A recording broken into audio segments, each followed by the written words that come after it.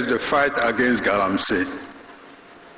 Today, 60% of our major water bodies are polluted. The most visible consequence of galamsey or illegal mining. But the environmental catastrophe runs deeper than polluted rivers.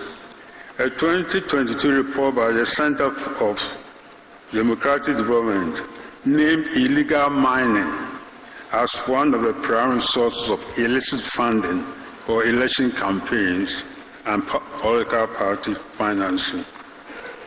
And the fourth is the overarching goal of transformation.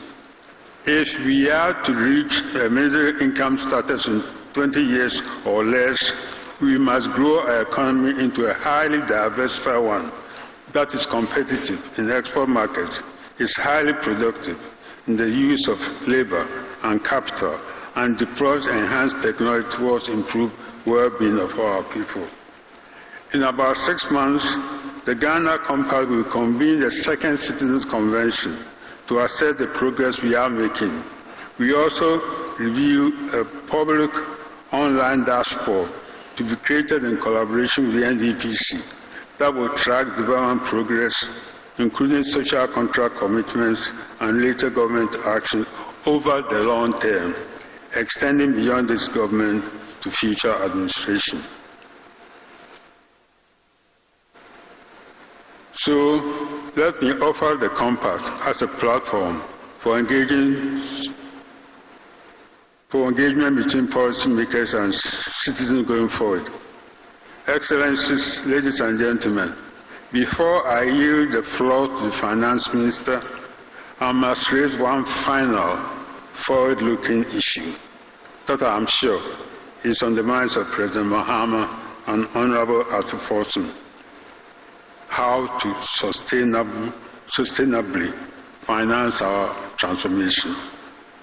We find ourselves in repeated budget trees and debt crisis, agreeing to trade-offs that have eroded our middle class and put our most vulnerable citizens even more at risk. As we approach the conclusion of our 17th IMF bailout early next year, the fundamental question remains: will this be the last, or are we simply paving the way for an 18th bailout or a 19th? Remember, Ghana has had IMF programs for 40 of its 68 years since independence.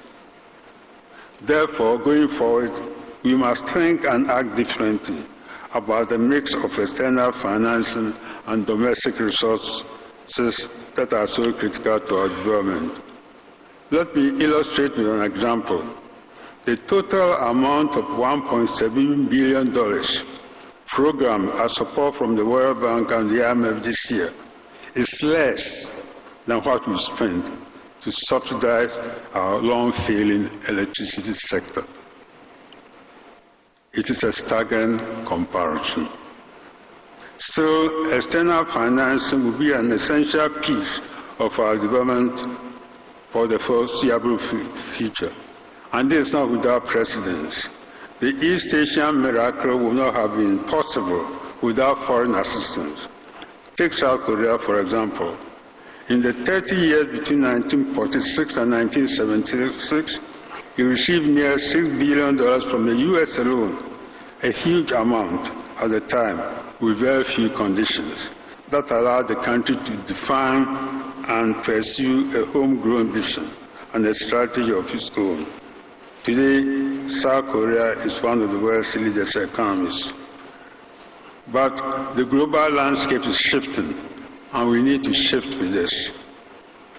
Recent policy shifts, including those of the Trump administration in the U.S. and other several European countries, have introduced uncertainties into the prevailing development aid architecture. Above all, the global financial architecture is failing to meet Africa's needs. It needs a fundamental overhaul to be fit for purpose for today. Ghana has been part of a strong coalition of countries, institutions, and advocates pushing for African priorities in the global financial system. The coalition has had some success, but we must not wait for the world to solve this problem for us. No country has developed on the back of aid alone. It is time to look inward at how to raise revenues and fund our own development so that our dependence on external finance does not continue to hold us back.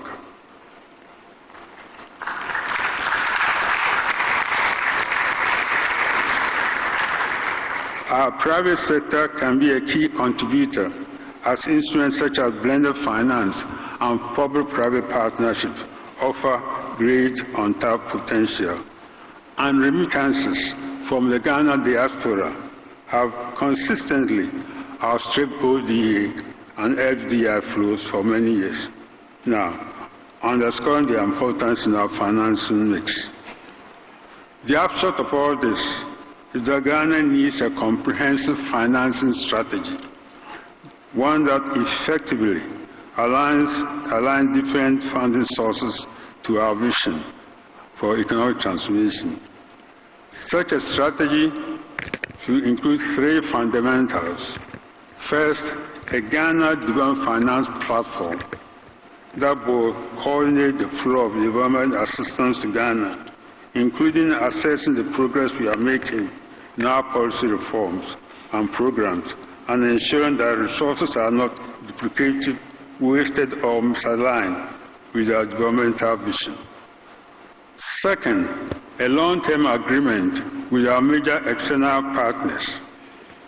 A particular instructive example of this is the World Bank's agreement with Pakistan.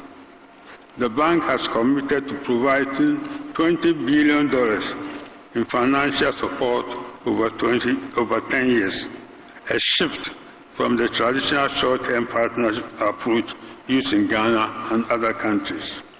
The basis for this longer-term approach in Pakistan is the realization that after the recent crisis, the country needs to break away from its past pattern of stop-and-go reform cycles and instead commit to a credible, more stable developmental course. Third, a comprehensive domestic revenue mobilization plan that curbs illicit financial flows, harnesses remittances, and ensure fair taxation to fuel our public service and investment in our own progress. The overall goal of this strategy will be to mobilize significant increased financing coupled with rigorous expenditure management in the next 10 years to support our development, underpinned by a strong accountability mechanism. Excellencies, ladies and gentlemen, in closing, I hope that over the next 2 days, our discussion will focus on concrete policy reforms, institutional strengthening, the strategic investment to stabilize the economy, drive growth, and create jobs in the medium to long term. I applaud President Mahama for putting this dialogue together at a critical moment in his administration. I'm honored to have been able to contribute to the National Economic Dialogue Committee's work as one of its 8 members. And I salute you, Ishmael, for the outstanding job you have done as chairman of the committee in such a short time.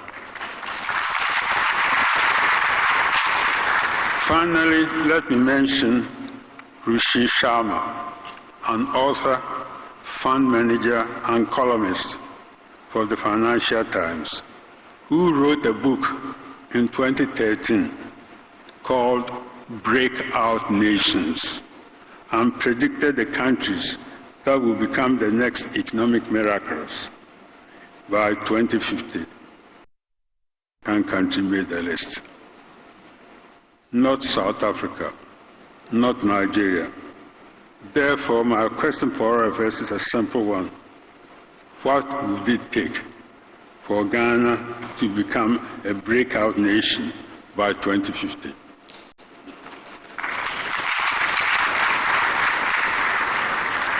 It is my hope that this National Economic Dialogue will provide the roadmap. Thank you for your attention.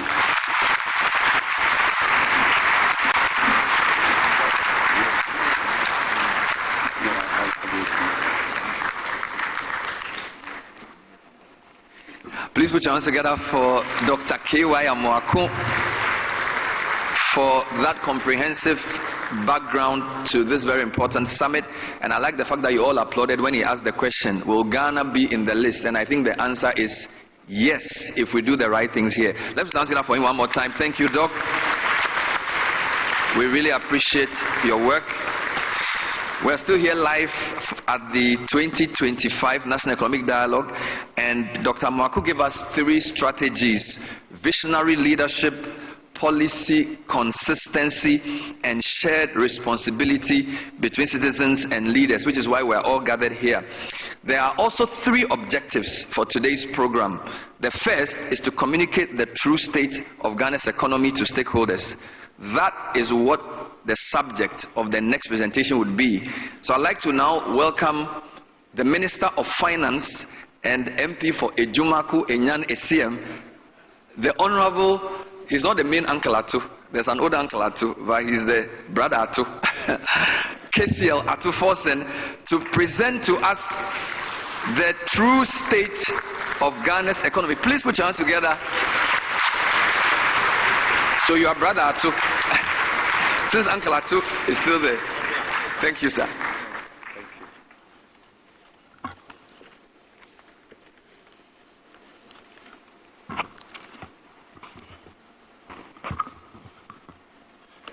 Your Excellency, President John Dramani Mahama, Your Excellency, the Vice President of the Republic of Ghana, Your Ladyship, the Chief Justice, our Chairman of the Council of State, Dr. Ishmael Yamson, the Chairman of the Organizing Committee, other members of the Organizing Committee, members of the Diplomatic Committee, and fellow countrymen and women, distinguished ladies and gentlemen.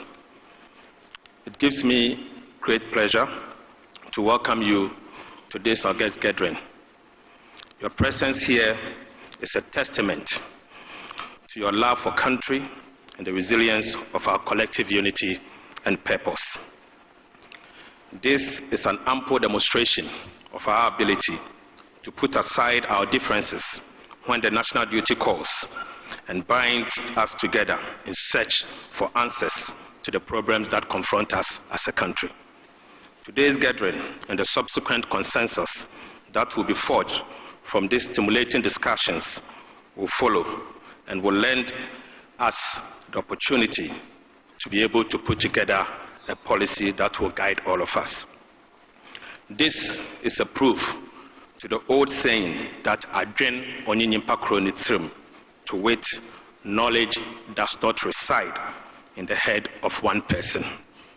I wish to acknowledge the Chairman of the Organizing Committee, Elder Statesman Dr. Ishmael Yamson, and the distinguished members of the committee for working tirelessly to put together this important dialogue. It is with great anticipation that we embark on this first national economic dialogue in over a decade, a pivotal moment in our national history. This dialogue is not only a significant and defining moment, but it's also an important reenactment of our history when the nation assembled at a similar forum in Senchi some 10 years ago. Today, we set out to attempt to resolve economic puzzle of much greater magnitude and scale than those that confronted us some 10 years ago. This dialogue is therefore an opportunity to reflect on our economic reality, address the pressing challenges, and chart a course towards a more prosperous future for our citizens. It is my hope and prayer that the lessons that will emerge from these conversations will guide our steps, and that we may not repeat the mistakes of recent past. The panel discussions, workshops, and breakout sessions have been carefully designed to confront the present economic challenges of our time. The resultant prescriptions and the critical policy initiatives will drive structural reforms and our transformation agenda to reset our economy and secure the prosperity of our citizens. Mr. Chairman, as we embark on this development of our medium-term plans, commencing with the forthcoming budget on March 11th, the insight expertise and experiences will be garnered from these deliberations will prove very invaluable assets that will shape our collective path for our future. In this time of crisis, it is very imperative that we acknowledge the significant toll that has been borne by every Ghanaian, particularly the poor, from severe currency depreciation to hyperinflation, from haircuts to steep tax increases, from rising inflation, from rising fuel costs to rising electricity prices, and very increasing interest rates.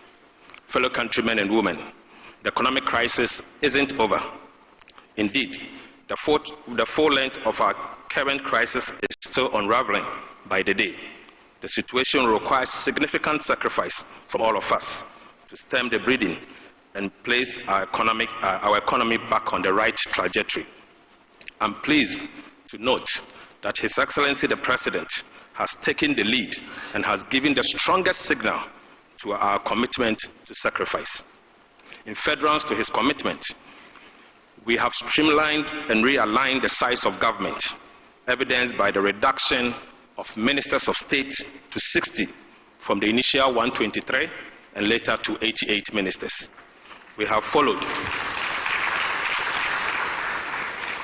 We have also followed with significant budget cuts that will be announced soon for the office of the President, and further prohibition of the first-class travels by all government officials.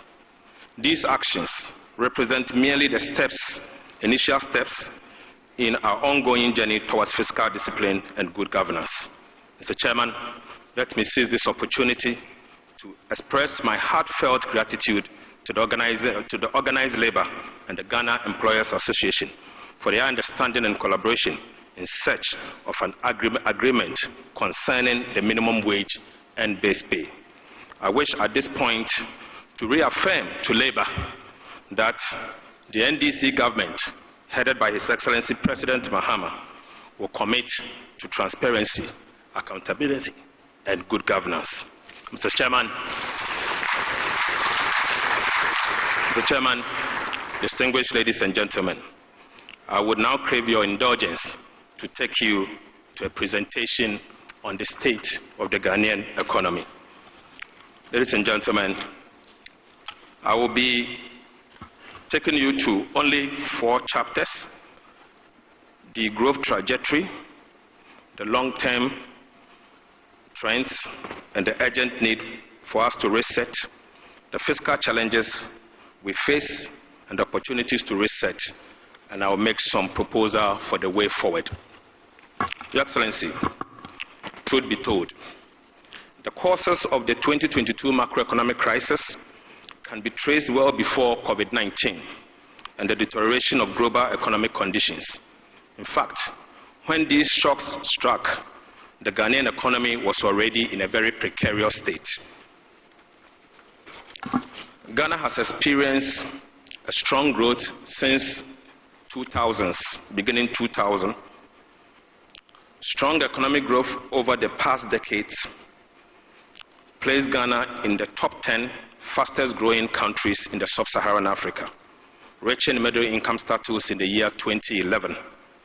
Between the year 2008 to 2019, Ghana's economy expanded by about 6.8% per year, above regional and global averages of 4.4% and 2.7% respectively. GDP per capita doubled, averaging 3% growth per year. However, the growth was driven by oil and mining, accompanied by huge debt accumulation. Oil production began in the year 2011 and contributed steadily to economic growth, representing 5% of GDP on average. Moreover, between the year 2013 and 2019, nearly 20% of GDP growth was directly attributed to mining, in fact, gold mining. Simultaneously, the growth acceleration was sustained by increased fiscal imbalances, which fueled debt accumulation. The fiscal deficit averaged about 4% of GDP between the year 2008 and 2019. more than twice as much as in the year 2000, between 2000 and 2007. Public debt went from 20% of GDP after HIPIC in the year 2006 to 93% at the central government level in the year 2022. Although these factors led to increased vulnerabilities to the commodity prices and shocks, Ghana failed to take action. The growth, as we have seen, has not translated into structural transformation and productivity. There has been very limited progress in structural transformation, with the agriculture sector still representing 1/5 of GDP and also 1/3 of the labor force, about 33%. Manufacturing productivity remains relatively low, and higher productivity sectors in industry, such as commercial mining and construction, employing few people, the informal sector and self-employment have absorbed a large share of the labor force, even among the higher income quintiles. This is contrary to what we've seen in some advanced countries and medium-sized countries. Ghana's export basket has remained concentrated in simple products with low value addition. The economy is dominated by primary products with limited value addition, which restrict the potential for economic diversification and growth. Ghana's top 3 exports, gold, crude oil, and cocoa, accounted for 85.1% of the country's total exports in the year 2024. High productivity manufacturing is relatively small and has not exploited the opportunities that we have with ECOWAS, AGWA, and EPA and AFTA. This reliance on primary commodities highlights the need for strategic effort to diversify the economy and reduce dependency on a narrow range of products, taking advantage of global value chain. Your Excellency, unfortunately, income inequalities has progressively worsened. Inequalities across regions persist due to lack of economic convergence, disparities in service delivery, and environmental degradation. Poverty rate in Upper East, Upper West, and Northern region remains above 50%. Rapid urbanization has led to rising disparities within cities. Although urban poverty rates have dropped over the last decade, the number of urban poor has not increased at all. Poverty is more prevalent in lower elevated slums, where communities experience higher fertility, lower school attendance, very low access to sanitary services, and vulnerable to natural disaster. In the year 2024, Ghana's inequality was worse than Côte d'Ivoire, Nigeria, Benin, Togo, and other neighboring countries, unfortunately. I'll now take you to long-term trends and the urgent need for us to reset. Your Excellency, the current growth model will not be sufficient to meet Ghana's needs and aspirations if nothing is done. And it will mean that we have to take urgent steps to correct this trend. Ghana needs to take advantage of its demographic dividend. With 500,000 young people joining the labor force each year, 500,000. Within the current growth model, growth will reduce to only 3.8%, which represents 2.4% GDP per capita in less than 15 years from now. There's an urgent need to implement ambitious reforms to reset the economy in the next 4 years. Otherwise, we'll go down in terms of growth. Transforming Ghana's economic growth from one based on factor accumulation and natural resource depletion to one driven by productivity and human capital is very critical. Economic growth can be sustained over 6.5% of GDP, fully offsetting headwinds from demographic trends and the decline in natural resource depletion if we are to adjust from the current baseline situation. Your Excellency, The graph on the left-hand side shows the baseline situation from now to the year 2050 using the baseline and where the growth will be. We've adjusted for moderate reforms and we have also adjusted for ambitious reforms. The moderate reforms will largely mean that we will have to quickly bring on stream the Pecan field, and that will adjust from where we are and improve the growth trend. Whereas ambitious reforms will mean we'll have to do a lot more than adjusting from the Pecan oil fields. Without comprehensive reforms, unfortunately, Ghana will only achieve upper middle income status after the year 2050. And we cannot wait till the year 2050 before we become an upper middle income country. There's an urgent need for comprehensive policies and institutional reforms that enhance productivity, improve the quality of infrastructures, services, and elevate human capital and workforce skills. These reforms have the potential of transforming Ghana within a generation, tripling its per capita income by the year 2050. There is the need to reorient fiscal policy to support the growth and structural transformation. Your Excellency, again, the graph at the left-hand side shows the baseline and the moderate reforms and ambitious reforms. Unfortunately, looking at where we are going, if nothing is done, Ghana will only become an upper middle income country in the year 2050. With moderate reforms, we'll be able to become an upper middle income country in the year 2042. But if we are to do well and introduce very ambitious reforms, Ghana will indeed become an upper middle income country before the year 2038. And we have no choice. We will have to introduce measures to reset our economy. There's an urgent need for economic transformation to reset Ghana. And we have 7 chapters to reset our economy.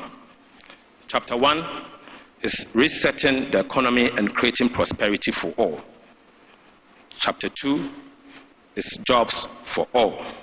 Chapter 3 is Ghana's framework for industrial revitalization, support and transformation. We call it the Ghana First. The 4th one will be powering growth through infrastructure development. 5, investing in people for inclusive growth. 6, restoring good governance and combating corruption. And 7, deepening international relations and foreign policy so that Ghana can benefit from economic diplomacy.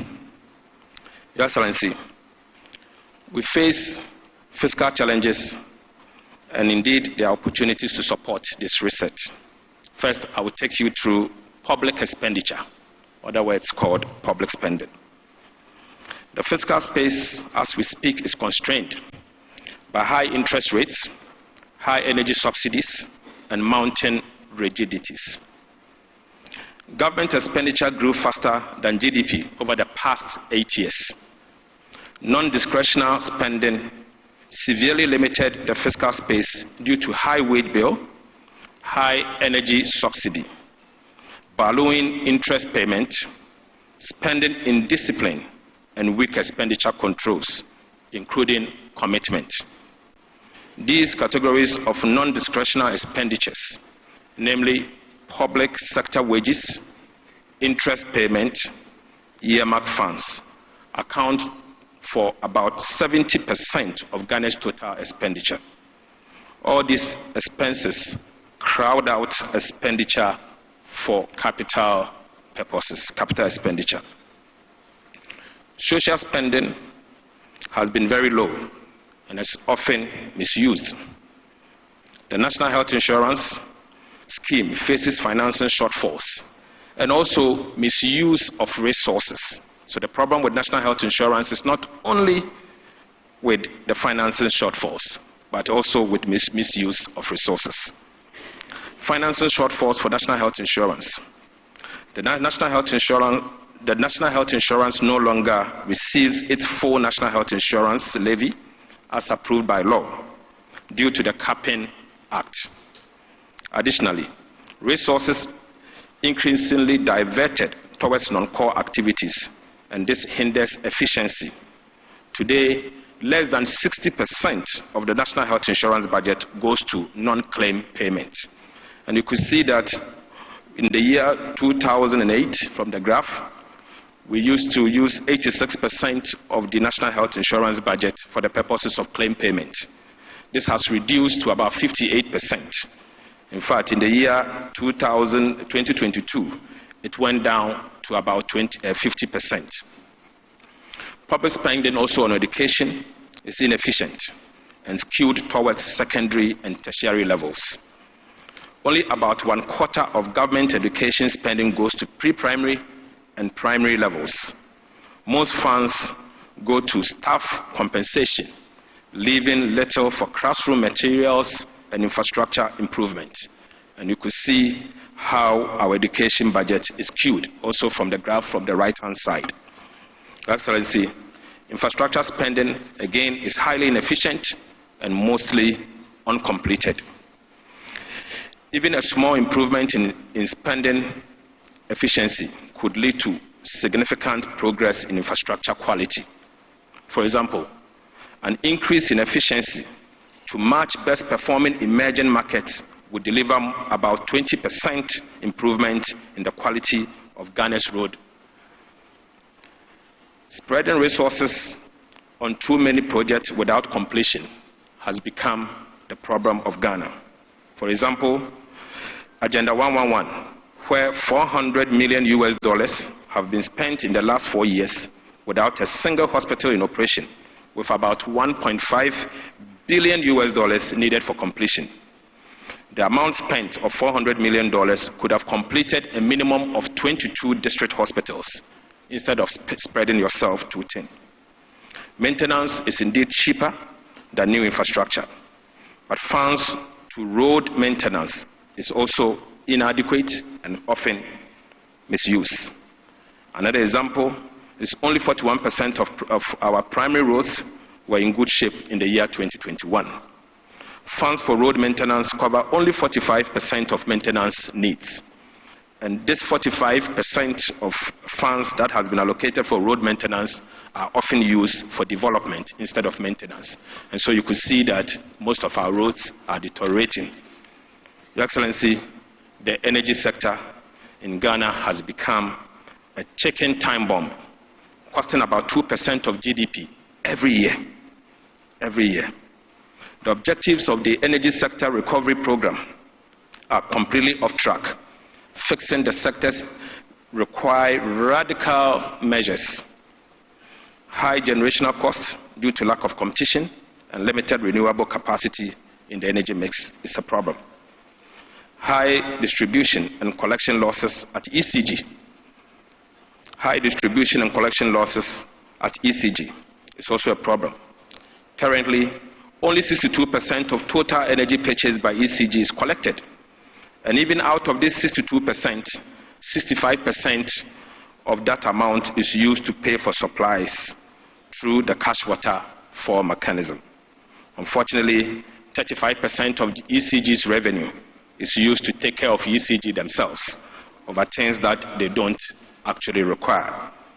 Non-cost reflective tariffs. About 50% of cost of service provision is a matter for us to discuss. However, I still maintain that tariffs should not be used to reward ECG's inefficiencies and other inefficiencies in the system.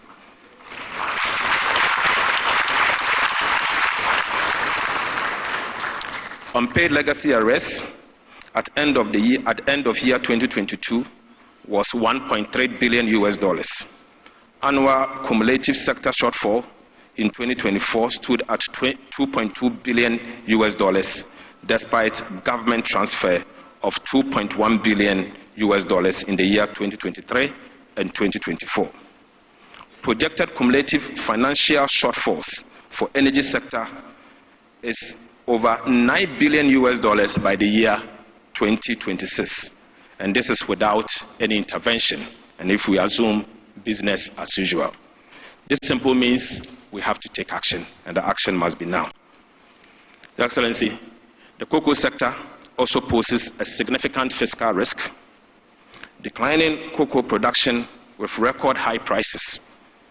Cocoa production has dropped nearly 50% over the past 3 years. The 2023-2024 crop season, Cocoa Board would not be able to supply 330,000 tons of cocoa contracts. Existing forward sales contracts locked in lower prices than current market rates. Revenue losses of $840 million for both Cocoa Board and the Ghanaian farmer as a result of what is happening at Ghana Cocoa Board. Additionally, about $500 million losses for rollover contract was achieved in the last year.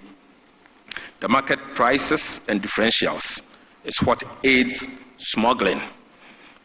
Large gap between market price and farmers' payment encourage smuggling and threatened long-term sustainability. This implies that for every ton of cocoa delivered this year, in fulfillment of the rollover contract, Ghana Cocoa Board and the Ghanaian farmer would lose $4,000 per ton in revenue. No wonder we are unable to offer the cocoa farmer the right price, because every ton delivered because of the rollover contract, $4,000 has been lost. And so the government is unable to offer enough for the cocoa farmer. And this is what is actually leading to the smuggling of cocoa beans to our neighboring countries, Togo and Ivory Coast.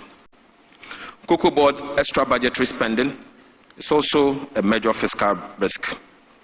Total debt at the Ghana Cocoa Board is $32.5 billion, of which $9.7 billion is due to be paid at the end of September 2025, this year. Outstanding cocoa road contracts reached $21 billion, in fact $1.3 billion in the year 2024, of which only $4.4 billion accounted for in Cocoa Board financial statements. Supplier arrests is difficult to quantify because of lack of transparency, and has become a major concern to industries. Excellency, the elephant in the room. SOEs and joint ventures company showing mounting operational and financial risk. Almost all state-owned enterprises are in the red. Almost all of them are in the red. From the Electricity Company of Ghana to the Agricultural Development Bank. Almost all of them are in the red. In fact, beginning from the year 2021, 2022, and 2023, you will see that Cocoa Board posed some profit of $2.2 billion in the year 2023. Your Excellency, this is artificial profit. This profit is because they failed to service their debt because of the debt suspension. And so all the cocoa bills that were due at the time, they failed to pay because of debt suspension. Subsequently, this debt still exists, and so we will need to take action to restructure most of the state-owned enterprises. Fiscal challenges and opportunity to support, and the need for us to talk about revenue now. We can't develop if we fail to generate resources internally. Your Excellency, Ghana has not performed well in revenue mobilization compared to its peers. Ghana's domestic revenue mobilization has stagnated in the last decade and remained below our peers. Ghana collected 13.5% of GDP in revenue, tax revenue. Collection from other major taxes remain low, especially value-added tax, as compared to our peers. Numerous exemptions and complexity of tax system have a detrimental impact on revenue. Tax administration challenges also contribute to compliance gap. And I have two different graphs, the one on total tax revenue and the one we need to take action, the value-added tax. You could see the long line, the yellow line, dotted line, and the dotted red, representing where Ghana is and where our peers are. When you look at the other one, the where Ghana is, it shows that Ghana is lagging behind in the of tax revenue and significantly value index. This means we need urgent reforms to rationalize our value-added tax regime. Currently, it has been distorted, and as a result, there is very little compliance. The gap is huge. Last year, GRA programmed to increase the VAT effort by 32%. Unfortunately, they ended up doing 17%, clearly below inflation, and that should tell you that there is a significant problem. The fiscal cost of tax exemption calls for rationalization whilst mitigating the impact on the poor. The Tax Exemption Act in the year 2022 set up fair criteria, but other legislations introduced further tax incentives that deviate from the national tax benchmark. The exemption from VAT, PIT, and import duties are estimated to generate a loss of about 3.9% of GDP. This amount does not include corporate income tax exemptions. While this exemption offers some relief, they are costly, in fact, very costly, and they create leakages, complexity, and distortions in the tax system.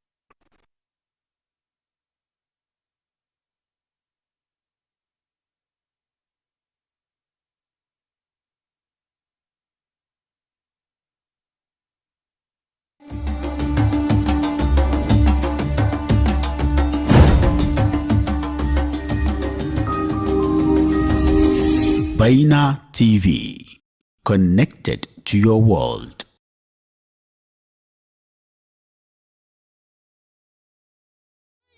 بك يا شهر رحمة وريح بك يا شهر رمضان بك ورجي لقاء قرب ربي بك روحي وقلبي قد صار رمضان مبارك لكل مسلم شهر الذي فيها ينزل القرآن Happy Ramadan for all Muslims.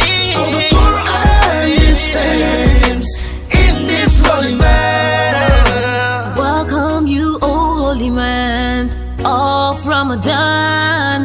I welcome you, O holy man of blessing.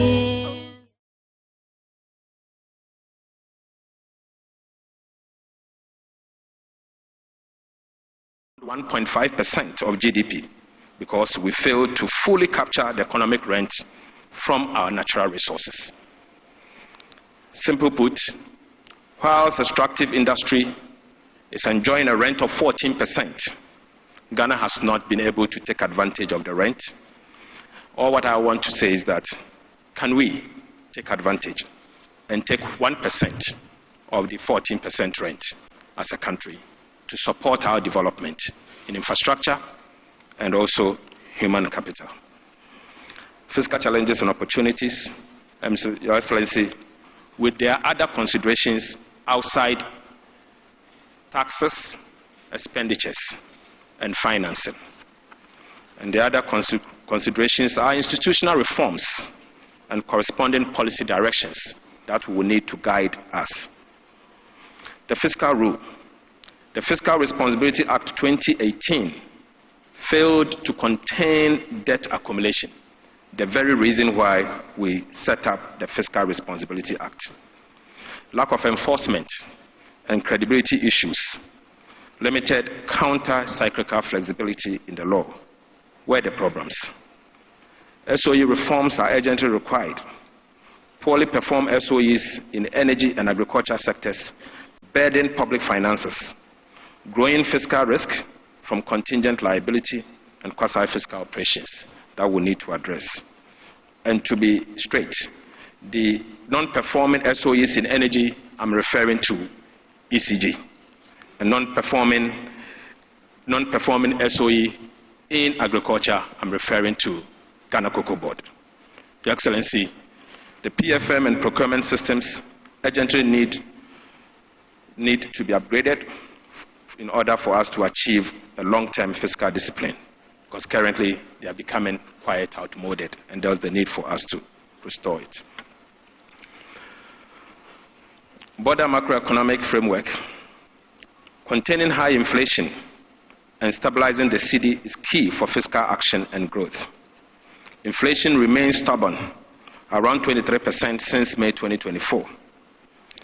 Climate issues such as drought in key agriculture areas and delayed rainfall have harmed production, while supply chain challenges have further impacted on food costs. High inflation reduces cost of living and worsens food insecurity, particularly for the most vulnerable. Tight monetary policy stance is essential to control inflationary limits, reduce risk premium and improve credit to private sector, and encourage exchange rate stability is essential to contain the debt service and pass-through of import prices. Your Excellency, the recent reduction in T-bills alone is saving Ghana about $1 billion, 1 billion Ghana cedis. And that 1 billion Ghana cedis can be channeled to critical areas of the economy. And clearly, we need to take steps to reduce the borrowing and also reduce the cost of borrowing, so that we'll be able to channel the dividend to support our national development. I now move to the way forward and conclude. Fiscal policy in the past 8 years has been very ineffective. As a result, the macroeconomic situation remains very fragile. It is imperative that we build a momentum for reforms. The quality of adjustment will be key to support growth and protect the poor and most vulnerable. Your Excellency, we have 7 focus areas: enhancing domestic revenue mobilization, balancing equity, simplicity, and efficiency, pursuing a quantitative fiscal consolidation, ring-fencing growth, enhancing spending, and social spending is the second focus item. The third is ensuring compliance with public financial management and public procurement laws, implementing robust commitment control to maximize value for money and ensure fiscal discipline. The fourth is to enhance the efficiency of public spending in social programs and public infrastructure. The fifth is phasing out costly, regressive, and ineffective subsidies in the energy sector, whilst increasing targeted social programs. The sixth is reforming state-owned enterprises that create contingent liability and quasi-fiscal spending. Example is Ghana Cocoa Board and the almighty Electricity Company of Ghana. Your Excellency, strengthening Ghana's fiscal framework by redesigning the fiscal rule, strengthening automatic stabilizers, while containing budget rigidities and revenue earmarking is the seventh one. And to conclude, Mr. President, fellow citizens, we can reset our economy. We can do this.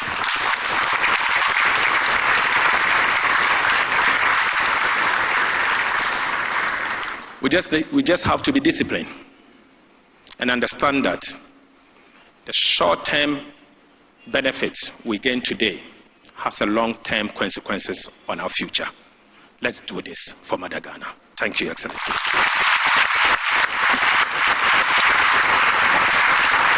This is the day.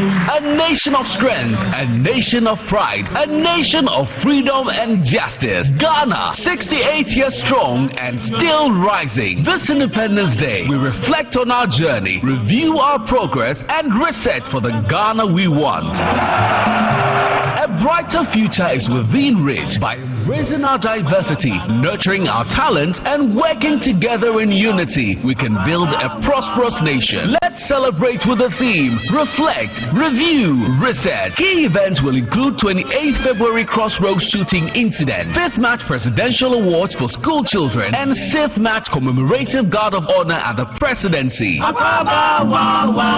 Together, let's strive to build the Ghana we want. Ghana, Aicc.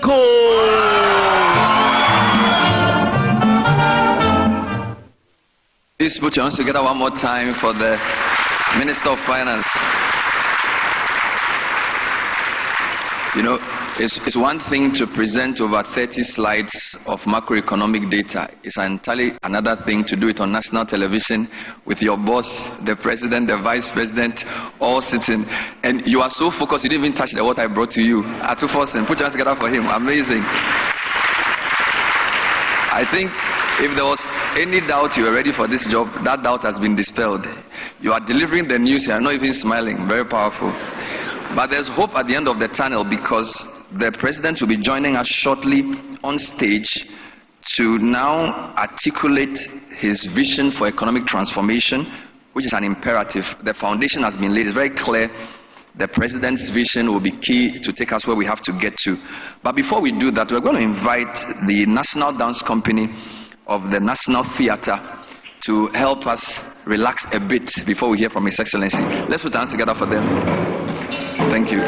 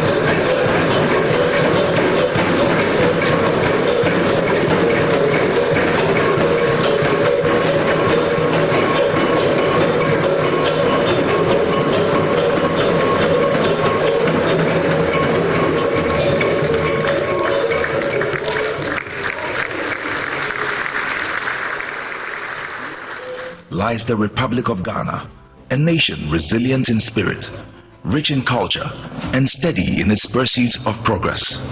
Today, we celebrate a momentous occasion in our nation's history as we welcome the newly elected President, His Excellency, John Dramani Mahama.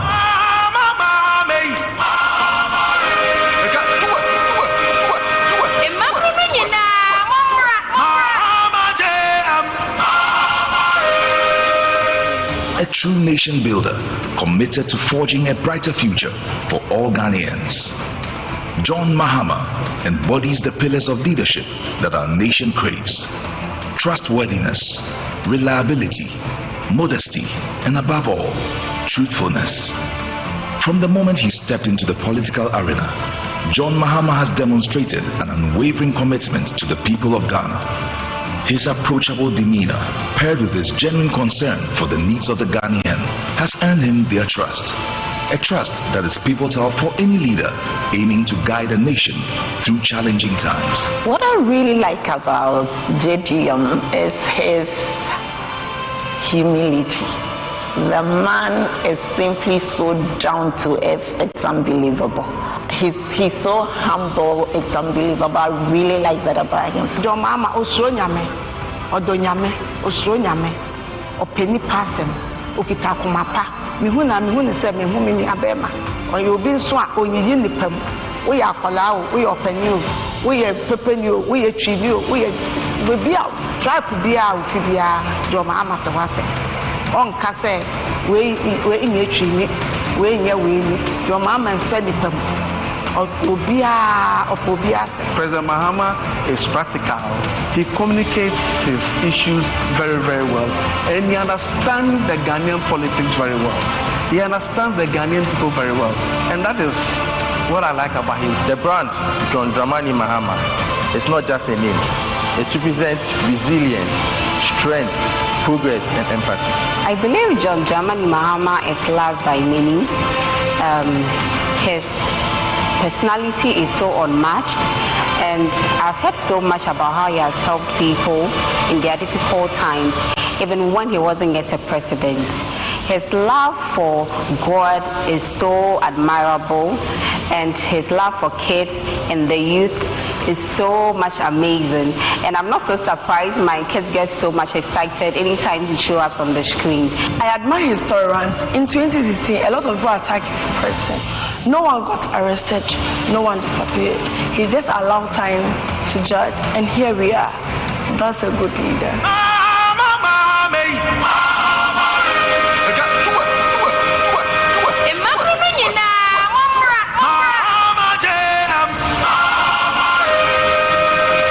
Mahama's previous tenure as president distinguished him as the infrastructure king. His visionary leadership facilitated projects that have transformed our communities. Roads, schools, and healthcare facilities were built and improved. The energy sector received a big boost with excess megawatts of power, laying the groundwork for sustainable development. But the journey is far from over. Mahama has made a solemn promise to reset Ghana's economy, enabling a collective resurgence toward building the Ghana we truly want. A Ghana of opportunity, prosperity, and accountability. Through his promise of a 24-hour economy, he envisions a nation where jobs are abundant and where people thrive. Picture this: a Ghana where industry operates around the clock, entrepreneurship flourishes, and every citizen has the chance to contribute to and benefit from economic growth. Mahama's roadmap prioritizes creating jobs and ensuring that the nation's wealth is shared across all communities. A true embodiment of economic empowerment. Mahama recognizes that Ghana's strength lies in its people's strength. By fostering an environment of innovation and collaboration, he calls upon entrepreneurs and the youth to embrace their roles as the driving force behind our nation's future. Our strength as a people lies in our diversity. Mahama is dedicated to building a government that upholds accountability and transparency, ensuring every voice is heard.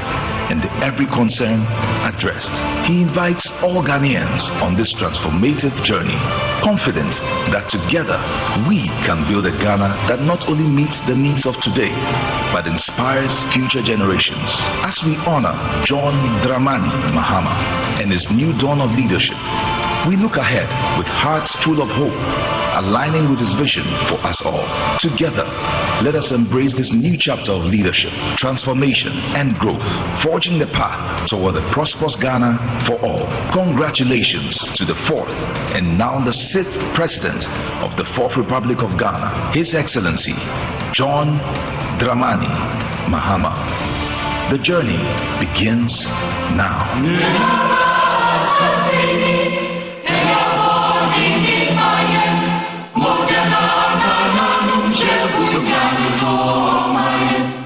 Shall we now rise and on behalf of the chairman of the dialogue respectfully invite the conference convener, His Excellency John Dramani Mahama, for the keynote address. Please put your hands together for Mr. President.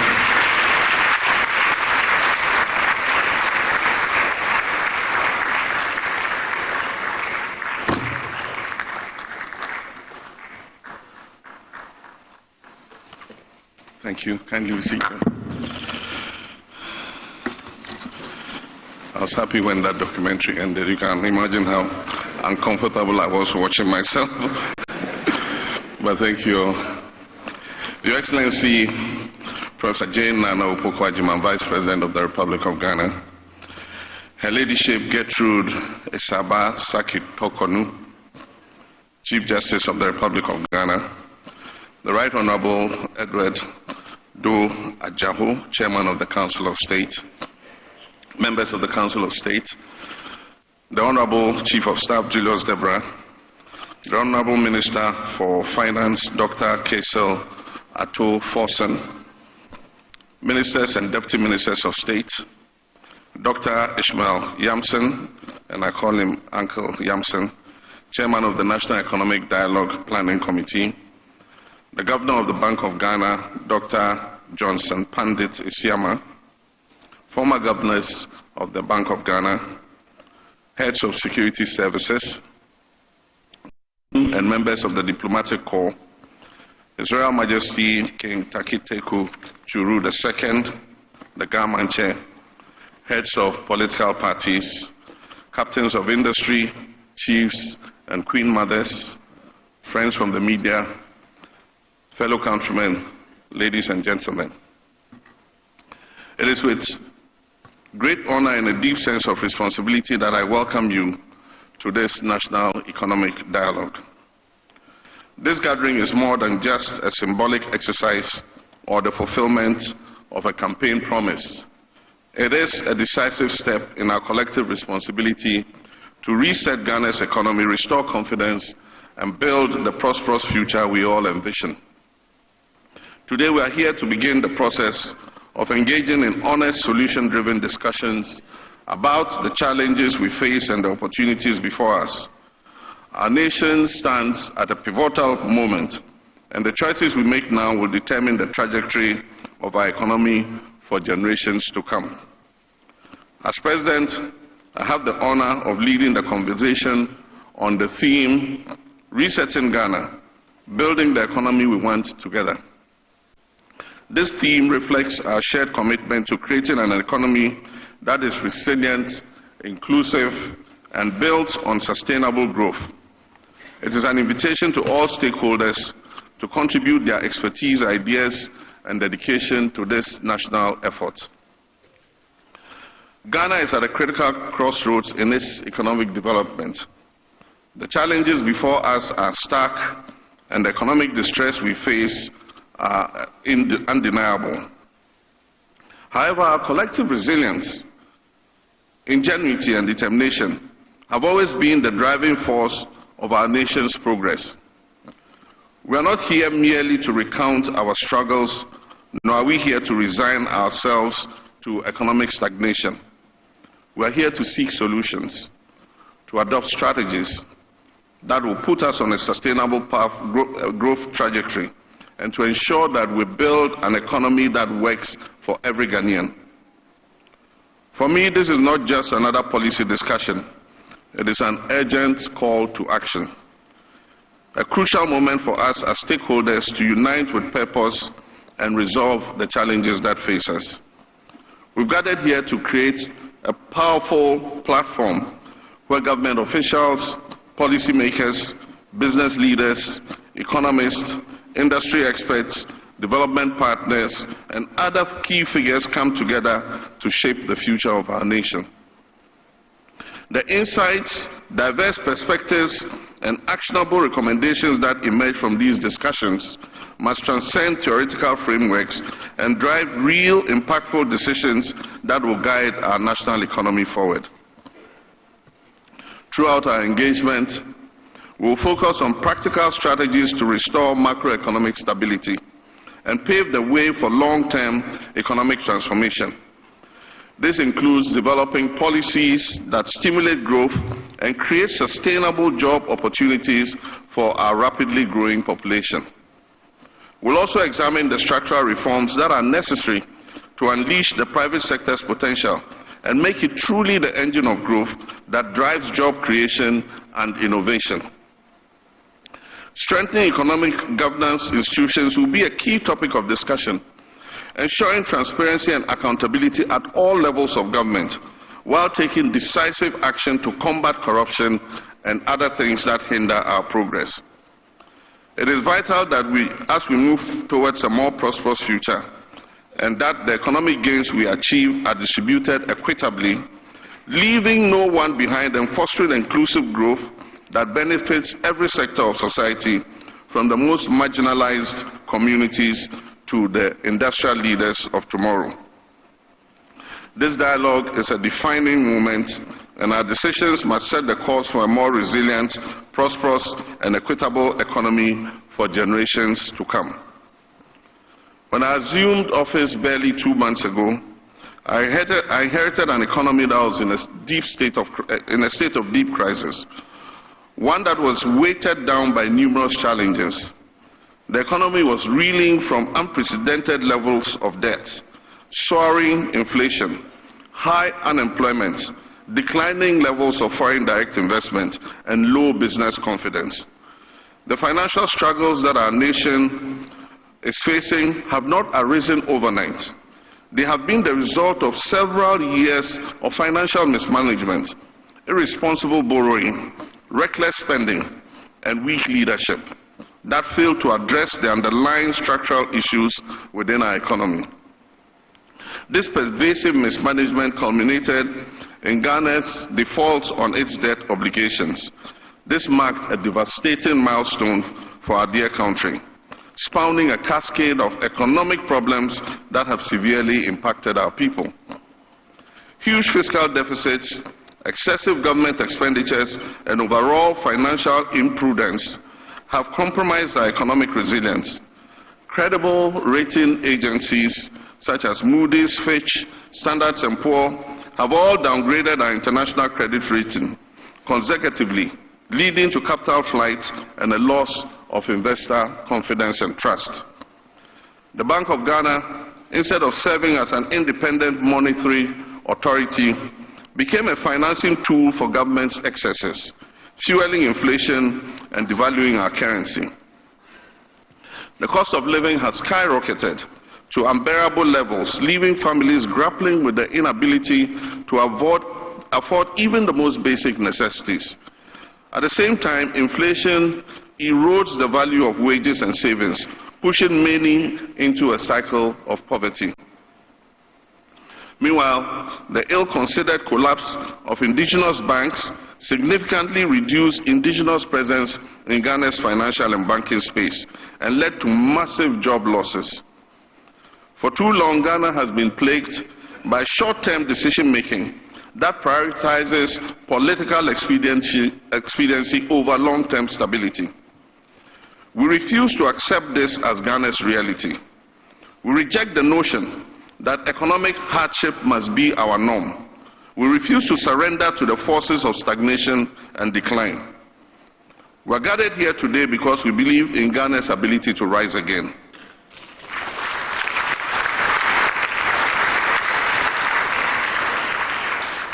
We are gathered here to reclaim our country's economic strength and emerge as a beacon of progress on the African continent.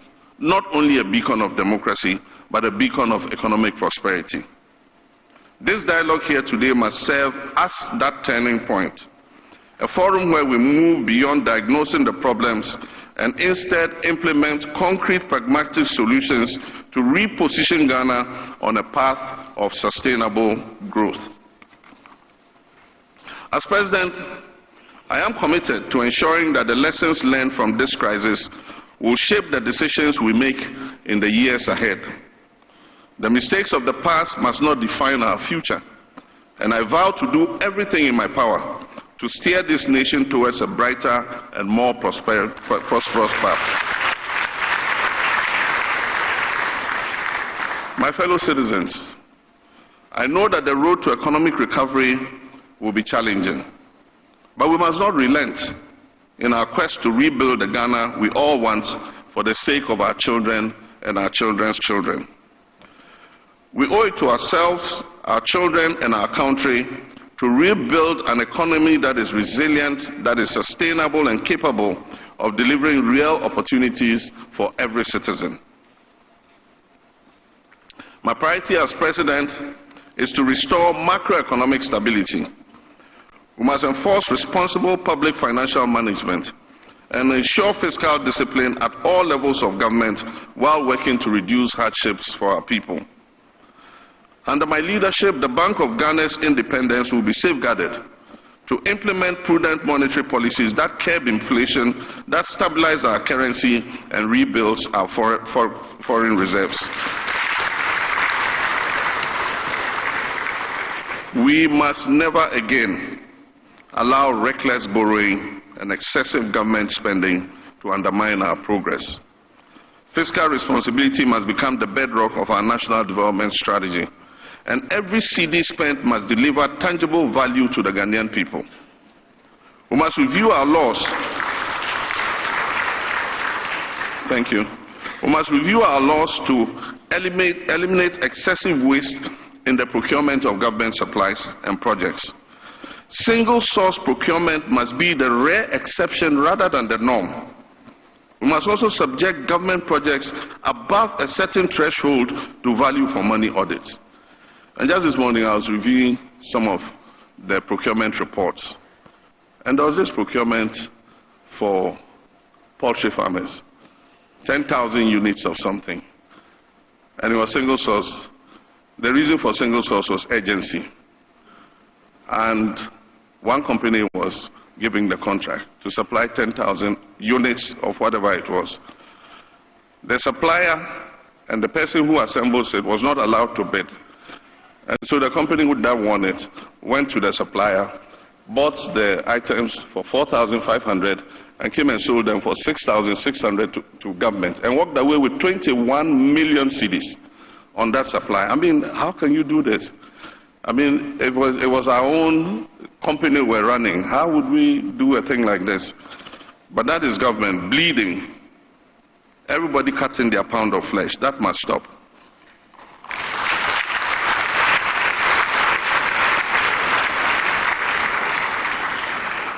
Beyond stabilization, we must undertake a fundamental transformation of our economic structure.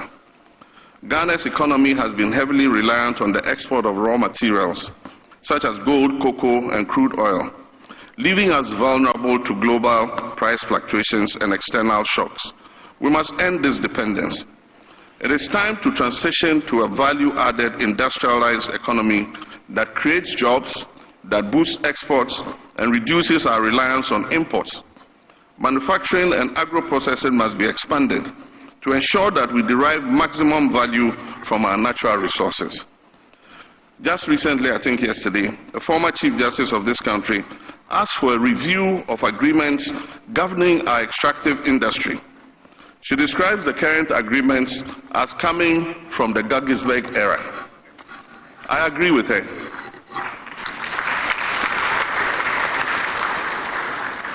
There must be increased indigenous participation in the exploitation of our natural resources. Ghana must earn more from its natural resource endowment if we are to create wealth and prosperity for our people. My fellow citizens, agriculture is a vital sector of our economy that must be modernized through mechanization, improved irrigation, and the adoption of technology-driven innovations to enhance productivity and ensure food security. We must also harness the power of technology to bridge the digital divide, ensuring that every Ghanaian, no matter their location or background, has access to the opportunities that the digital economy provides. High-speed internet and robust digital infrastructure are no longer luxuries. They are necessities that fuel economic growth and global competitiveness. My fellow citizens, all this must be underpinned by urgent governance reforms that promote transparency and hold leadership accountable to the people in whom sovereignty resides. The policies required to bring our economy back on track and sustain the gains made will require multi-stakeholder buy-in. Short-term convenience, which has informed economic decision-making in the past, must give way to long-term and medium and long-term strategic planning, which will help us to avoid the cyclical economic booms and busts that have wreaked havoc on our people.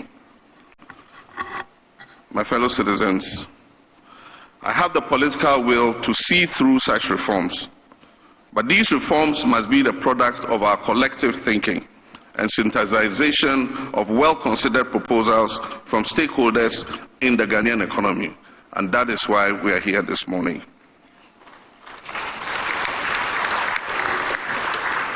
As I had cause to say when I delivered the message on the state of the nation to Parliament last week, consensus building and consultation will be the hallmark of this administration, because I believe that all of us as Ghanaians have a role to play in the development of our dear nation. And I would very much like to be remembered as the president who provided the platform for this to happen.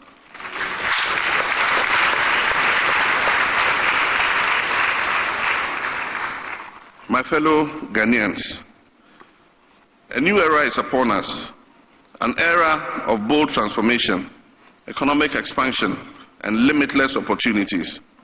At the heart of our vision for Ghana's future is the implementation of a 24-hour economy that works for all. This strategy will revolutionize our economic landscape. It will create sustainable jobs and position Ghana as a competitive force on the global stage.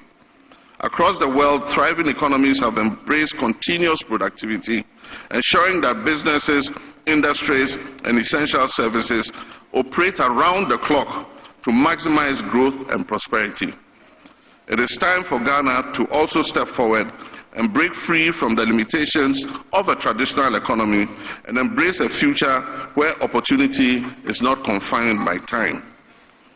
Under this initiative, this administration is committed to providing incentives and tax breaks for manufacturers and businesses that extend their operational hours, encouraging a shift-based employment system that expands job opportunities. We will strengthen key sectors such as manufacturing, retail, healthcare, logistics, and financial services to support such continuous operation. We will invest in infrastructure, energy, and security to ensure businesses and workers operate in a safe and efficient environment. We will enhance transportation systems to facilitate the movement of workers and goods at all hours of the day and night. We will implement fair labor practices that protect workers' rights while fostering productivity and economic growth. The time for transformation is now. Let us embrace our economic transformation and unlock the full potential of our beloved country.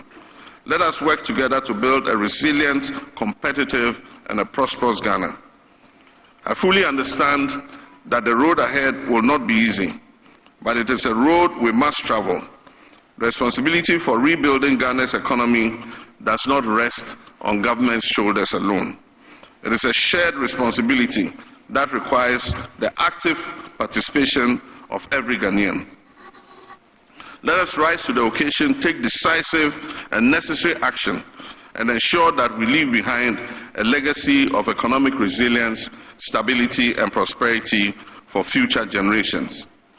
Let me take this opportunity to thank Uncle Ishmael Yamson and the National Economic Dialogue team for the hard work you have put in bringing us here together for this all-important event. I wish to thank all of you who have taken the opportunity to be here with us this morning for your commitment to this national dialogue and for your dedication to the progress of our nation. Together, we'll build the Ghana we want and a robust economy of our own design and creation. I therefore have the honor and privilege to declare this National Economic Dialogue 2025 duly open.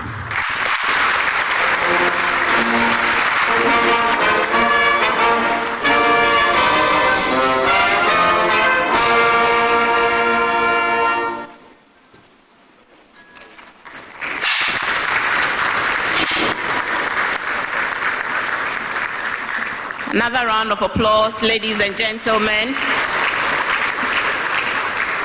Indeed, the time for transformation is now, and Ghana will rise again when we all work to make it so. You may kindly resume your seats. Thank you so very much, Your Excellency, for your genuine commitment to leading this new chapter in our history. We're almost at the end of our opening ceremony. We'll take a few pictures now, so I'm going to have to invite Your Excellency back just to the base of the stairs, together with the Vice President, the Finance Minister, and then I'll mention the groups to come and join you. So, Your Excellency, please. The Planning Committee members will be the first to take a group photo with His Excellency and the Vice President. Dr. Ishmael Yamson, if you make way to the stairs. Dr. K.Y. Amwaku, Nelly Mreku, Professor John Gachi, Anthony Sapong. May I also invite the Chief Justice of the Republic to join the photo op. Mohammed Samara, Ernest de Graft Ejir, and Dr. Nimoy Thompson. The Chairman of the National Council of State, please, Honorable Doa Jaho, kindly join as well.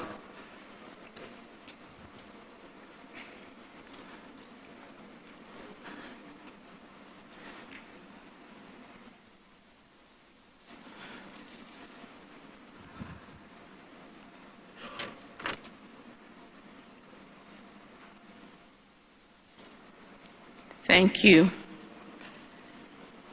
Next, we would invite the chairpersons and moderators to join His Excellency and the other dignitaries as well.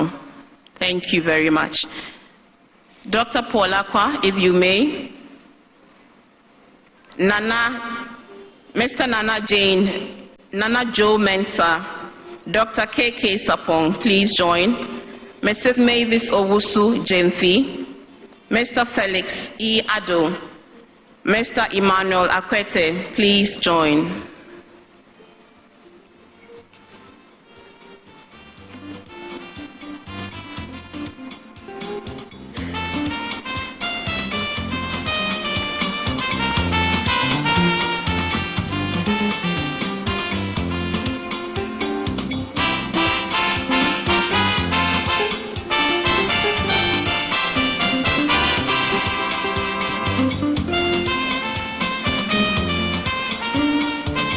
Because we are serious, I don't know whether they should smile or show us the serious face.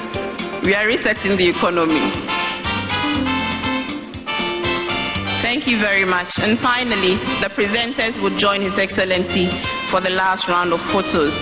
Mr. Leslie Mensah, Mrs. Mansa Nete, Dr. Eli Klim Kwabla, Professor Festus Texan, Mr. David Ofosudote, and Mr. Franklin Kujo. Kindly join His Excellency.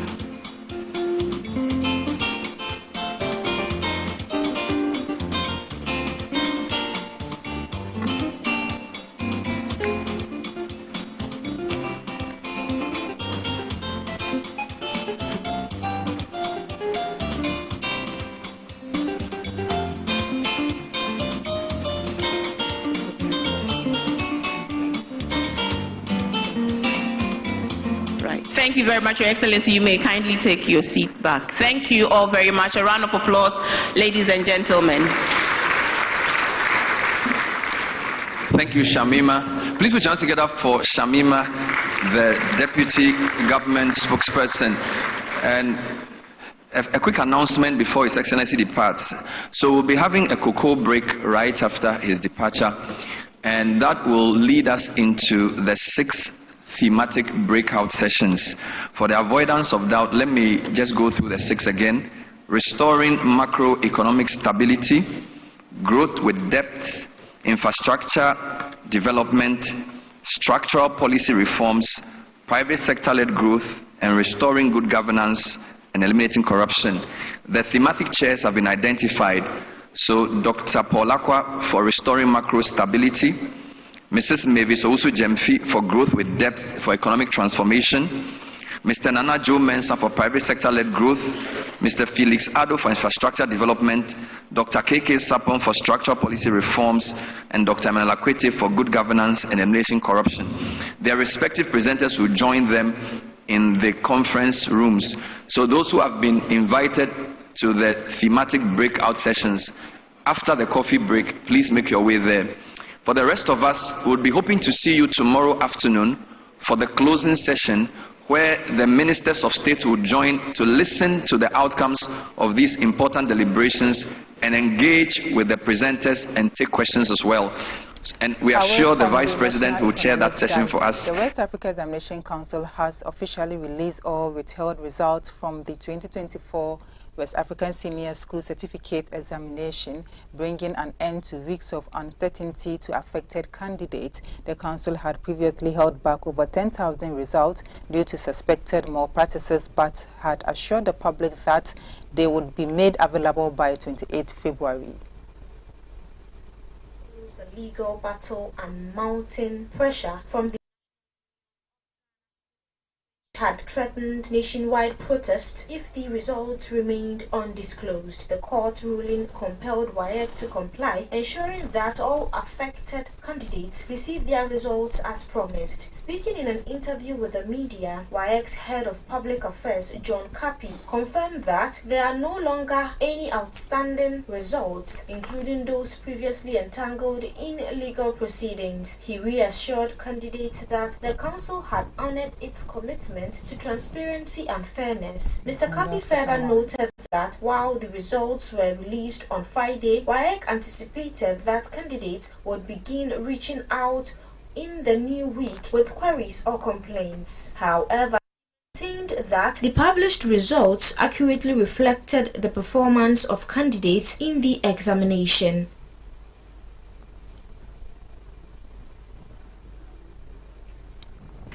Away from education, Rahma General Clinic in Central Hill marked its 20th anniversary with a heartfelt celebration reflecting on both the challenges and achievements the clinic has experienced over the past 2 decades. The anniversary celebration held on Friday, February 28, 2025 was also served as an opportunity moment of eulogy to the founder of the clinic, Hajia Sahadatu Idrisu. Initially registered as maternity home, Rahma obtained a general clinic status in 2022, serving thousands of patients annually. Regarded as one of the best healthcare facilities in the Ghana North Municipal Assembly of the Greater Accra region, Rahma General Clinic boasts of performing various lab investigations including pneumatology, serology, immunology, chemical pathology, microbiology, and many more. The clinic also has a scan center, an advanced electrocardiogram (ECG), a theater which became operational in 2022. In a speech read on behalf of Hajia Saudatu, Khadijatu Ali recounted some of the clinic's highest points and achievements of the clinic, as well as its challenges. 2010 was a remarkable year. I delivered 14 sets of twins without any complication.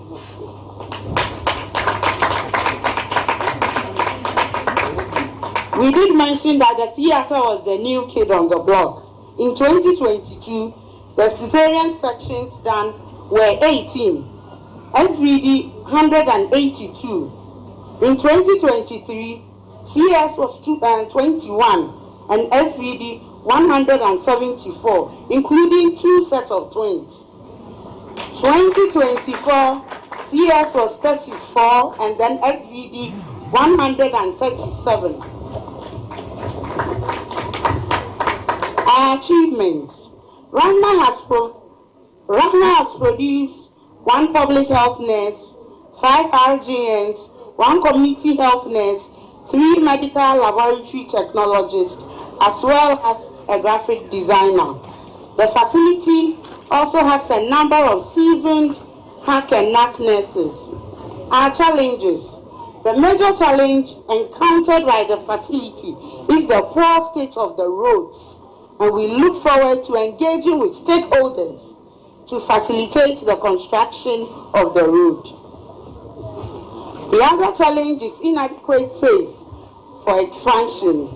Addressing the gathering, Municipal Health Directorate Administrator Ohini Awa commended Rahma General Clinic for its commitment to quality healthcare delivery in the Ghana North Municipality. He described the clinic as a valuable partner in the provision of quality healthcare and encouraged the clinic to strive for excellence in healthcare delivery within the municipality. Over the past 2 decades, Rahma General Clinic has established itself as a reputable and trusted healthcare provider in our municipality. Your commitment to healthcare delivery and service to our community is truly commendable. In fact, when we come to reports and other activities concerning healthcare, without Rahma being part of it, Ghana would not have actually provide quality healthcare within the municipality.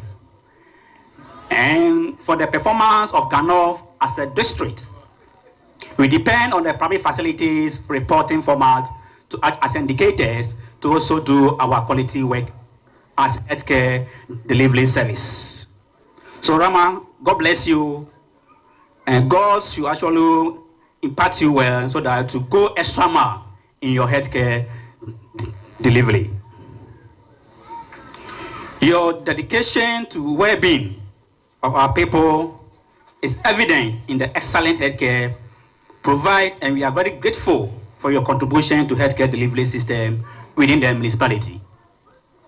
As the municipal health directorate, we have seen the importance of your partnership improving healthcare and well-being of our people. Rahma General Clinic has been a valuable partner in this endeavor, and we look forward to continuing our collaboration in years to come. As we celebrate this milestone, I would like to encourage Rahma General Clinic to continue striving for excellence and healthcare delivery within the municipality, and urge you to remain committed to your mission, your vision for providing quality healthcare, patient-centered care to our community.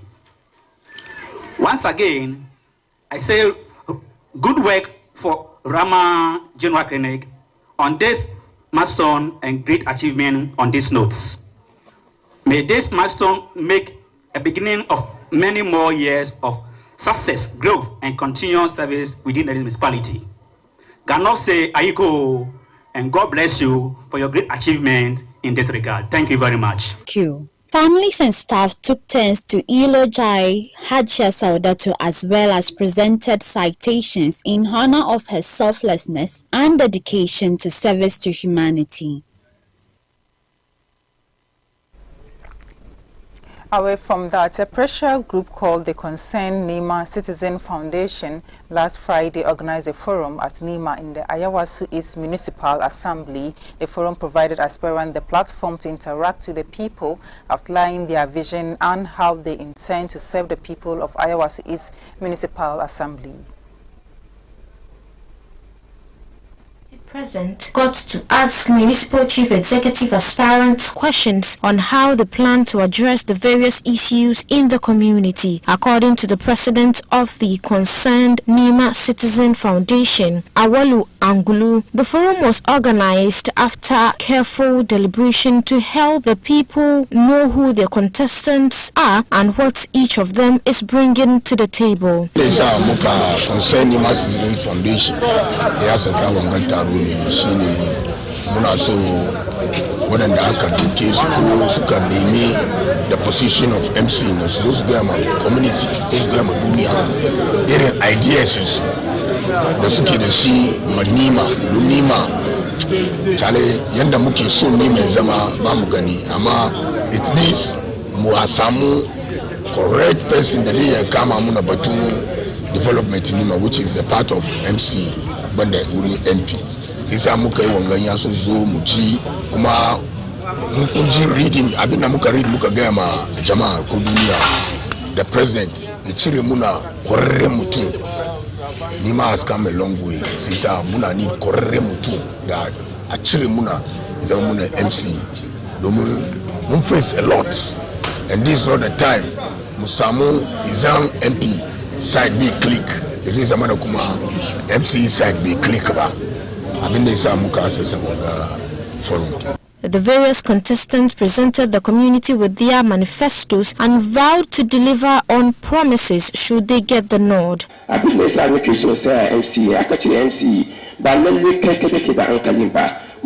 of the work in MC Duka, you must work with the people.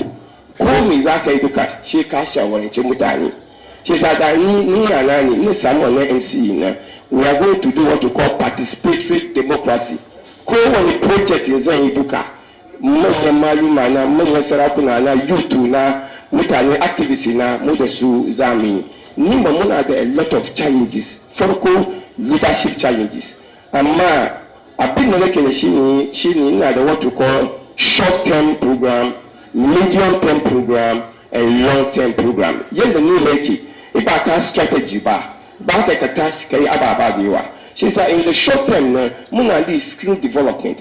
Yaran mu mazaje akwai energy, akwai hikima, akwai karfi amma suna lack na new concept da aka kawo ni expect. Sunan shi MC Nima.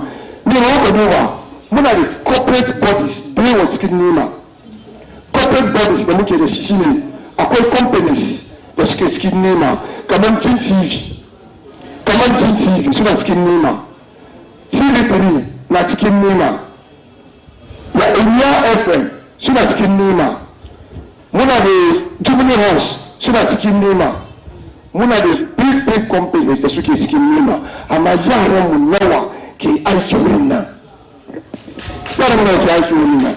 Kuma akwai corporate law da ke gwada muna kamar irin wanga institution suna cikin area ka.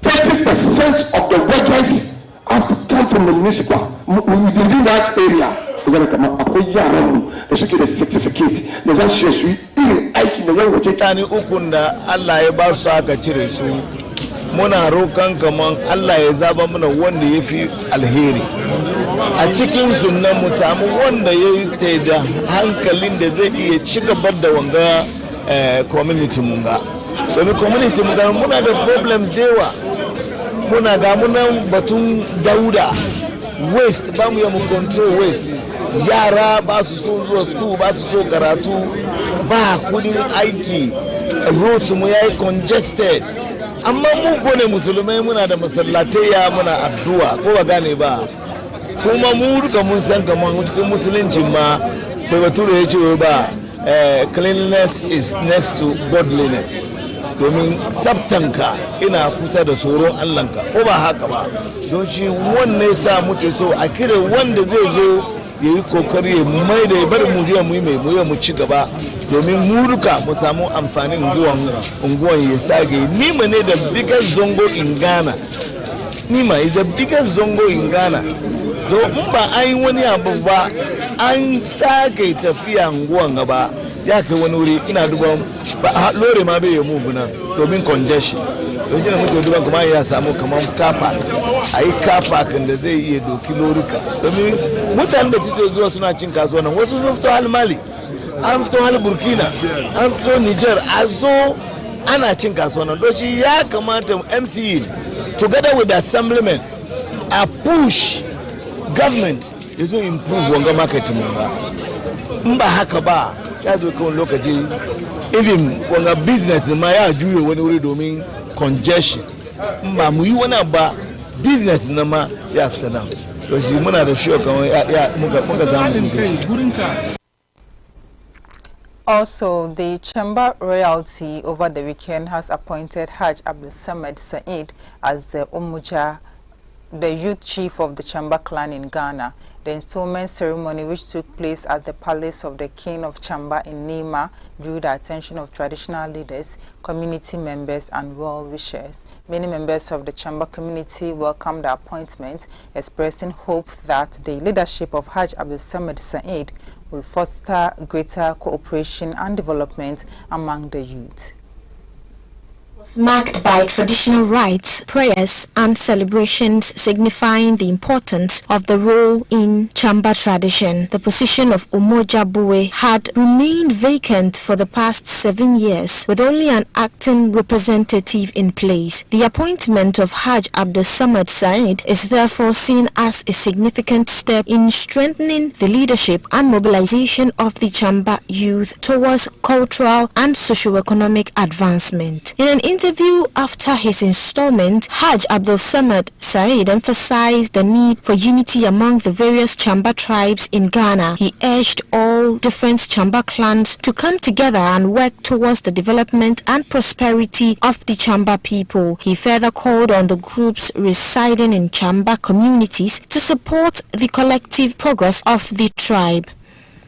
Wanda Allah ke so ke ba sarauta kuma sarauta ga maji kunji we yake kamar 7 years ke ba sarki samari ana acting to Allah kuma ce ya zama namu mu kokarin da muke yi ba mu zo mun nemi ban kokarin da muke yi da Chambawa muna hawo muna soka muna so unity ne yazo kuma insha Allah mun ga unity Chambawa ya fara zuwa yanzu baki guda da shi da mu gaba so sarkin Chamba ina so kira Chambawa youth nan duka sarkin youth na Chamba ina ba konkuri ku duka ku zo yan chayani yan CPF Chamba Professional Unit abinga Chamba Professional Association Foundation duka su zo ayi guda kada da ayi a tara a bar Chamba je gaba. Chamba muna da intellectual muna da ulama amma don ba mu da baki guda kada shebar ba mu zo gaba amma da muka yi baki guda kowa ya zo mu one insha Allah mun ke da muke sin mu je don shi Chamba dai muke inda muke yanzu za mu push Chamba je gaba da iko Allah. Karin bayani ne muna fadi mai kowa social Chambawa da sarakan nan duka kowa ya samu hankuri abin duniya dai abin duniya ne mu duka muna duniya ga muna nan ne for lahira da shi kowa ya samu hankuri cikin wani tare kafan ka da ya hankuri a yafi a zo da a sai da dai a ci gaba kuma wanga wata ga muka shiga da kai wanga Ramadanin ga to Allah ibamu ladan shi yafi wanda ke cikin wanga wata Allah ka sa mu ka samu yafewa rahaman da ke cikin ku Allah ka ba mu rahama Allah ka sa mu duka marga mu Allah ka cika ka sa su cika da imani Allah ka sa mu kuma Chambawa mu ci gaba a san mu kuma cin garin ga nagode ma assalamu alaikum wa rahmatullahi. As the newly appointed youth chief, Haj Abdul Samad Said is expected to spearhead initiatives that will promote education, economic empowerment, and cultural preservation among the Chamba youth in Ghana.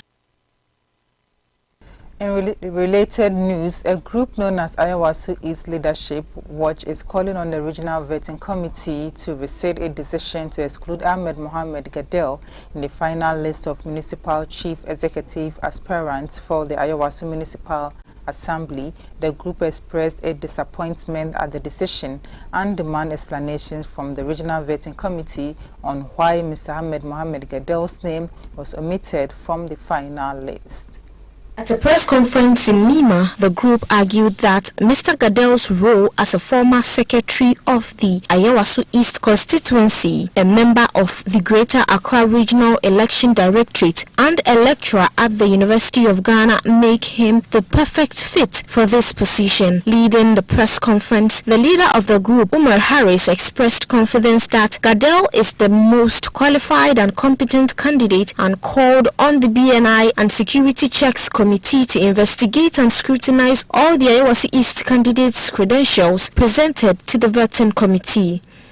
Your move to name got a bachelor the way so abu da muke gani kaman bai je ba saboda muna da yadda kaman masani da wanda bai sani ba su da ilimi kullu yana gaban komi ne abinda karatarwa na Muhammad sallallahu alaihi wasallam fadi kenan yace ilimi yana da muhimmanci a nemi an kasa ta zauna ta mike shede da ilimi ina ga ba da dadewa ba jam'iyyar NDC ya lashe zabe kuma kowa ya yi aiki ya taimaka aka lashe zabe lokaci ya kai a cire wanda za su shugabantar district assembly district level abinga areas now ni ba mi mana district chief executive kenan ina ga kowa ya kai takardun shi a consider shi a bashi wannan aiki amma cikin wayanda suka kai takardun su nan duka tsakani da Allah kowa ya san mai gidanmu lecturer mu babanmu komin mu Mr. Ahmed Muhammad Gadel cikin wanda suka kai takardun su nan duka tsakani da Allah ba wanda ya kai shi kwarewa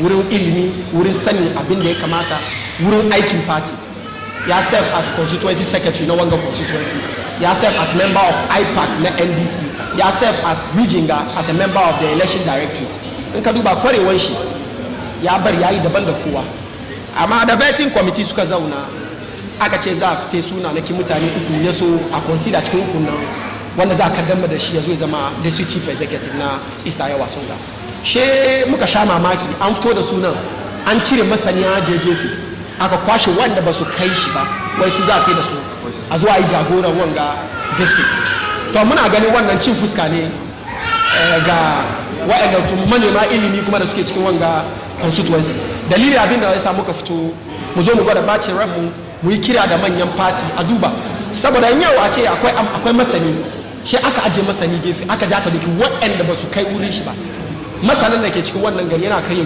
gabobin su yasa abin da muke kira da manya ne mun san dai waraka da dalili kuma ba wani dalili da ya kai waɗansu na karkashin kasa ne suke so su yi banna yasa muna kira da shugaban kasa His Excellency John Dramani Mahama saboda ya shigo cikin wanga magana don mun imani da Allah kamar His Excellency John Dramani Mahama da manyan party suka shiga ciki suka yi bincike shakka babu Mr. Muhammad Ahmed Gadel shi ne za kaddamar da shi ya zo zama municipal chief executive saboda kada za a matasan da ke nan kowa na neman aiki kowa na neman sana'a sun san shi ya san su abin da ya yau suka bar abin da suke yau suka zo suka tsaya saboda su mara mai baya sun zo su mara mai baya saboda a zabe shi saboda su samu aiki saboda iyayen a zabe shi saboda shi ma su samu aiki isa kira da muke kira ne muna kira ga His Excellency a duba ya so inda ya kamata a ajiye abin saboda kada za a yi wanga municipality da zauna lafiya. Baina TV also spoke to some supporters of Mr. Gadel, who called on the president to immediately address the critical need for a credible and trustworthy municipal chief executive. Taron da aka yi gani mun an yi taron gani saboda rashin gaskiya da ya zo cikin batun MC na East Ayawaso domin farko da aka yi sunan Dr. Gadel na ciki. Na biyu da aka zo za a yi ga kuma sai muka ga an cire sunan shi an sake sunan mun kuma muna gani kamar Dr. Gadel shi ne the best person da ya qualify ya zama MC na ga domin yana da potentials kuma da abubuwan da yake so ya kawo cikin wanga unguwa yasa muna gani kamar bai dace ba da aka cire sunan shi. Yanzu wani mataki za ku roki matakin da za mu roki wani matakin da za mu roki mun san kamar babanmu John Dramani Mahama shi mutum ne mai ji kuma mai gaskiya ne in ya ji kukanmu ya shiga ciki ya duba me ya kawo wanga domin John Mahama ya ce yana neman ya reset Ghana muna gan with Gadel he can reset Nima and also help him to reset Ghana domin mun ga kamar Ayawaso East yana cikin abin da presidential areas na abin da na gwamnati so muna gani with Dr. Gadel kuma ya yi abin da muke zafi da faɗi gare da shi na muka zo nan ne ce kuma usikia ewa songa muwa munje da koma wannan mun san shi ya da ba yau ba mun sai yayin muna abin da muke so kuma yanzu ko na so ce shi na je gaba esa da muna so shi gwamnati ya duba da kyau wanda ya kamata a sa shi ne ya kamata esa muku esa ya ji kokari ya ji maganar mu ya ji tausayin mu ya yi muna abin da muke so lokacin da mun sai yayi. On the international front, humanitarian aid truck bound for Gaza were turned back to Egypt on Sunday after Israel halted all food and supply deliveries, intensifying tensions over a fragile ceasefire. Israel warned of additional consequences if Hamas failed to accept a no truce extension, while Egypt accused Israel of using starvation as a weapon. The ceasefire's first phase, which began on January 19, saw a surge in aid deliveries. The second phase is meant to secure the release of remaining hostages in exchange for an Israeli withdrawal and a permanent ceasefire, but negotiations have stalled. Hamas called Israel's aid cutoff a war crime and blatant attack on the truce. The International Committee of the Red Cross warned that unraveling the ceasefire could push Gaza's population of over 2 million back into crisis. Meanwhile, UN humanitarian chief Tom Fletcher called Israel's decision alarming, while MSF condemned it as unacceptable outrageous. Israeli Prime Minister Benjamin Netanyahu said Israel was prepared to resume fighting if talks proved unproductive, adding that the government was fully aligned with President Donald Trump's administration. Meanwhile, Gaza residents reported food prices doubling as the blockade took effect, raising fears of renewed humanitarian catastrophe. And now in sports, Asante Kotoko SC have come forcefully against so-called reckless journalism as they issue a complete boycott of the whole multimedia group network, Asempa FM included. This comes after scatting commentaries broadcast on Asempa FM over the life-cutting and gruesome killing of their supporter Francis Yao Frimpong, affectionately known as Poli. According to Kotoko's press statement, the program presented by Prof. Aicc Wallace aimed at covering up individuals involved in the killing and spreading falsehood. The club vehemently condemned the feature, blaming Asempa FM for derailing the effort of the law enforcement institutions and compromising professional journalism. The move of cutting diplomatic ties with the media outfit signifies Kotoko's zero tolerance on misinformation and slanderous reporting. The club cited a trend of unprofessionalism by Asempa FM, further noting that its management has always offered platforms for assault on Kotoko's officials, players and fans. Even as it appreciates the media as part of sports discourse, Kotoko maintained that it would never embrace platforms that spread falsehood or belittle justice. As the boycott takes effect, the rivalry between Multimedia Group and Kotoko remains heightened. Fans have rallied to the defense of the club, demanding justice from the media. Meanwhile, calls for justice for Poli grow stronger, with Kotoko vowing to pursue the truth without let or hindrance from external parties. That's how we wrap up. For more stories, log on to our website, bainamultimedia.com. I'm Khadija Tukubra Kayla, and have a good afternoon.